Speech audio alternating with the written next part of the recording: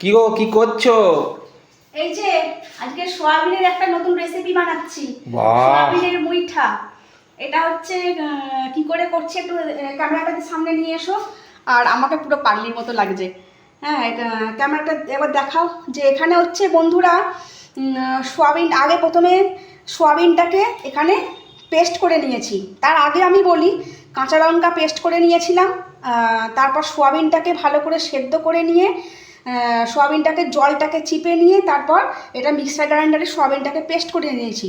Paste করে নিয়ে তার মধ্যে আদা কাঁচা লঙ্কা বাটা, হলুদ গুঁড়ো, ধনে গুঁড়ো, জিরে গুঁড়ো, লঙ্কা গুঁড়ো, বেসন, নুন আর একটু গরম মশলা দিয়ে ভালো করে পেস্টটাকে বানিয়ে নিয়ে এই রকম শেপে আমি এটাকে তৈরি করছি। এবার এগুলোকে আমি ডিপ ফ্রাই করব। তারপর আমি তোমাদের সঙ্গে আজকে রান্নাটা শেয়ার করেই নিই।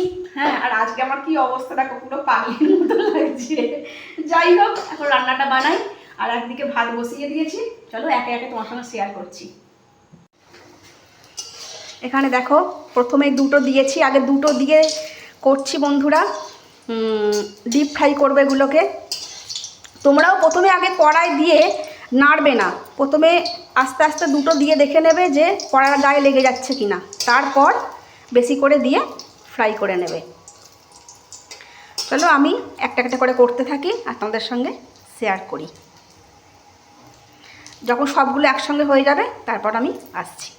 দেখো, সবগুলো আমার ফ্রাই করা হয়ে গেছে, পুরো যেন লাগছে যেন ভেজিটেবিল চপ। সবগুলো ফ্রাই করা হয়ে গেছে। এবার আমি এগুলোকে তরকারি করব। কড়ার মধ্যে যে তেলটা ছিল সেই তেলটাতে আর একটু তেল অ্যাড করে আমি আলুগুলোকে দিয়ে দিলাম। আর আলুগুলোকে আমি এই রকম শেপে কেটেছি, যেমন ঝোলের আলুর মতো। এর মধ্যে একটু দিয়ে দেবো নুন,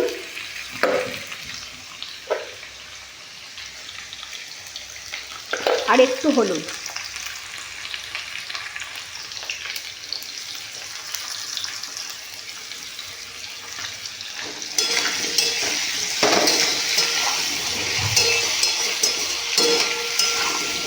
দিয়ে এগুলোকে একটু ভালো করে একটু ভেজে নেব। আলুগুলো আমার ফ্রাই করা হয়ে গেছে, আমি কড়া থেকে তুলে নিয়েছি।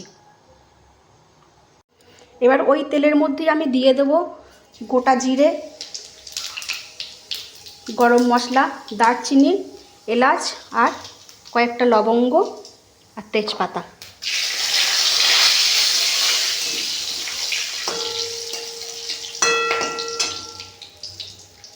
হিংটা দিয়েছি, কারণ নিরামিষ তরকারিতে একটু হিং না দিলে ভালো লাগে না। তাই হিংটা তোমাদের আর দেখানো হয়নি, কারণ যেহেতু আমি একটা হাতেই ক্যামেরা করছি আর এক হাতেই আমি রান্নাটা করছি, খুব প্রবলেম হচ্ছে। এবার দিয়ে দেবো টমেটোটা। পুরো টমেটো স্লাইস করে রেখে দিয়েছিলাম, টমেটোটা দিয়ে দিলাম।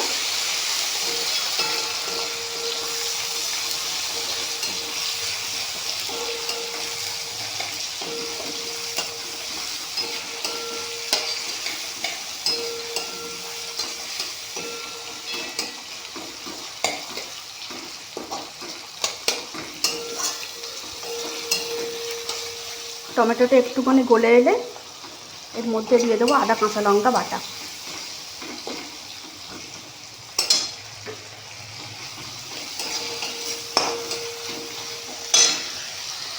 এবার দিয়ে দিচ্ছি বেটে রাখা আদা কাঁচা লঙ্কা বাটা।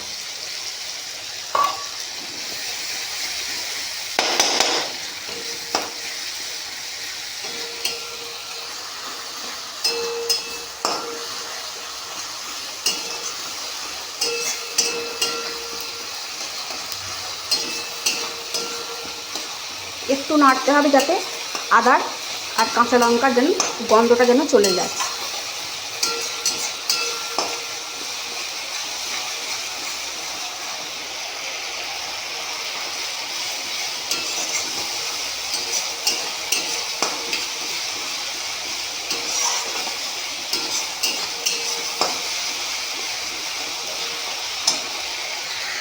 এবার এর মধ্যে আমি একটু জল অ্যাড করব।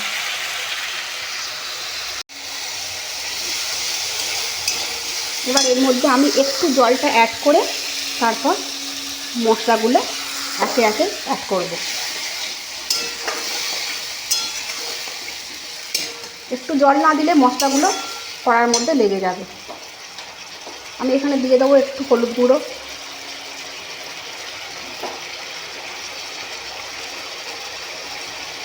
অল্প করে, জিরার ঝাল নিজের টেস্ট অনুযায়ী খাবে। আমরা একটু ঝাল খাই তাই ঝাল দিলাম। দিয়ে দেবো জিরে গুঁড়ো,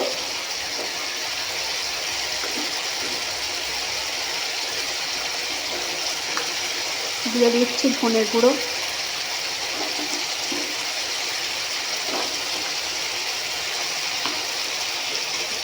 আর দিয়ে দিলাম কাশ্মীরি লঙ্কার গুঁড়ো।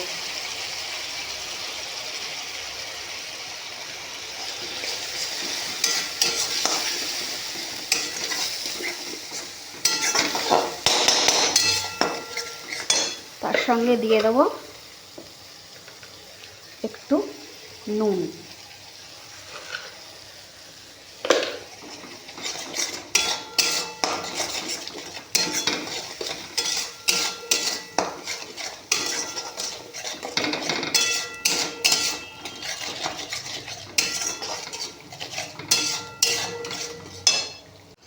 মশলা থেকে দেখো তেল ছেড়ে দিয়েছে।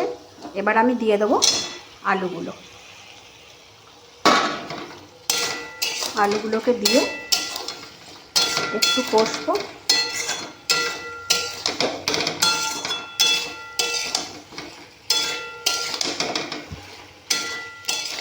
আর একটু চিনি দিয়েছি বন্ধুরা, একটু স্বাদ মতো।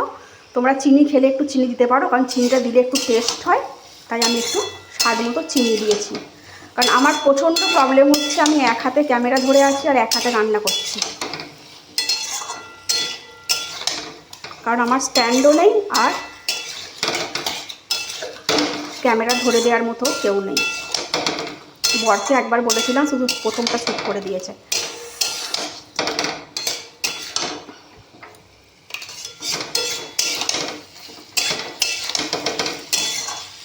এবার এর মধ্যে আমি জল অ্যাড করব।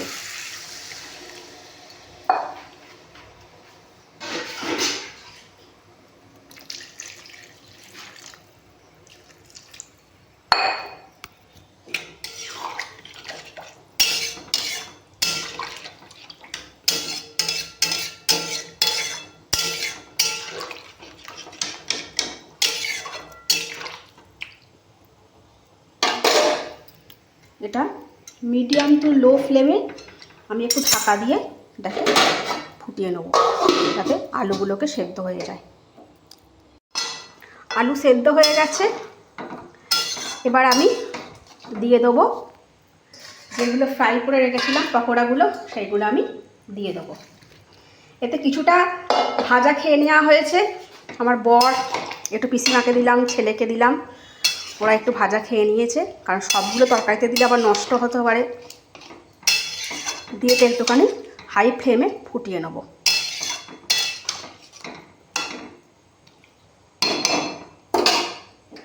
এটা ফ্লেমটা হাই করে দিলাম।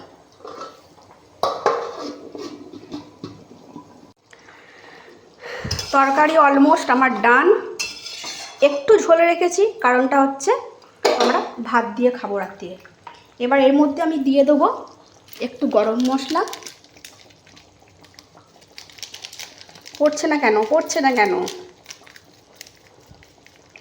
একটু গরম মশলা দেবো, একটুখানি, বেশি না।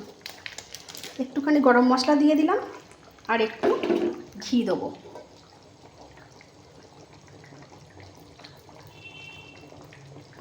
ব্যাস, একটুখানি ঘিয়ে দিলাম। চন্দ্রমুখী আলু তো এই গলে যাচ্ছে। চলো, আমার তরকারিটা, আমার রেসিপিটা কেমন লাগলো তোমরা একটুখানি লাইক কমেন্ট করবে। ভালো লাগলে